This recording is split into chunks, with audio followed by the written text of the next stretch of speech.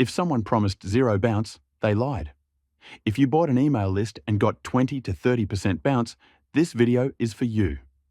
And no, it's probably not the data. Let's clear something up first. Email lists are not opt-in newsletter lists. They are cold outreach data. That means one simple thing. The people on these lists did not sign up to receive your messages. So if you expect zero bounce or instant inbox placement, you're using the wrong strategy.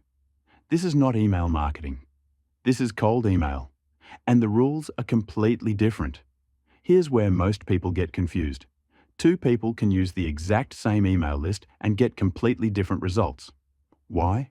Because email providers don't judge the data first. They judge the sender.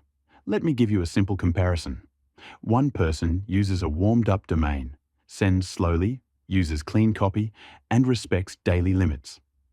Another person sends from a brand new Gmail, skips warm-up, uses aggressive subject lines, and blasts 10,000 emails at once.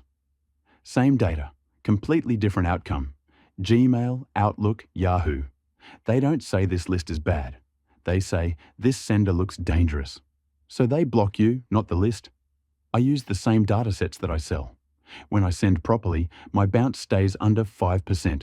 Some buyers use the same data and see 25 or even 30% bounce. That doesn't mean the list suddenly changed. It means the setup did. This is why blaming the data is usually the wrong conclusion.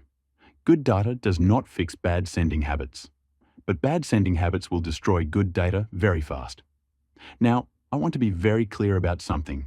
If you're new to cold email, if you're looking for plug and play, or if you want instant results, don't buy anything yet. Learn the basics first. Because this is not magic. It's a tool. Used correctly, it works. Used carelessly, it fails.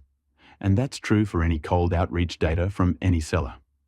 If you understand cold email and proper setup, you can check the same data I personally use. If not, that's okay. Take the time to learn first.